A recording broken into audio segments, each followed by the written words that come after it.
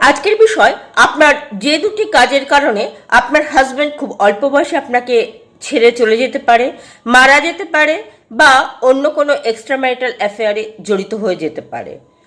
আপনি হয়তো আপনার হাজব্যান্ডের কষ্ট বা দুঃখগুলো ঠিক করে রিয়েলাইজ করতে চাইছেন না। আপনার হাজব্যান্ড অফিস থেকে ফিরলে তাকে সারা দিনের পারিশানি বলতেই থাকছেন বা অভিযোগ করতেই থাকছেন। আপনি হয়তো সন্তানকে পৃথিবীর আলো দেখিয়েছেন, কিন্তু আপনার হাজব্যান্ডও তাকে ক্রমান্বয়ে মাথার ঘাম পায়ে ফেলে কষ্টার্জিত অর্থ দিয়ে সুন্দর করে মানুষ করার চেষ্টা করছে। আপনি সেটা রিয়েলাইজ করতে চেষ্টা করছেন না, শুধু তাকে অভিযোগই করছেন। আর আপনার গগনচুম্বী চাহিদা পূরণ করতে তাকে অনেক অসৎ পথেও হয়তো চলতে হচ্ছে।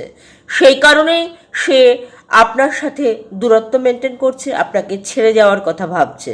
তাই সময় থাকতে সতর্ক হন, আপনি বুঝুন তার কষ্টগুলো, পাশে থাকুন, তাকে আপন করে তার অসুবিধাগুলো রিয়েলাইজ করুন, বিপদগুলো ওভারকাম করতে তাকে হেল্প করুন।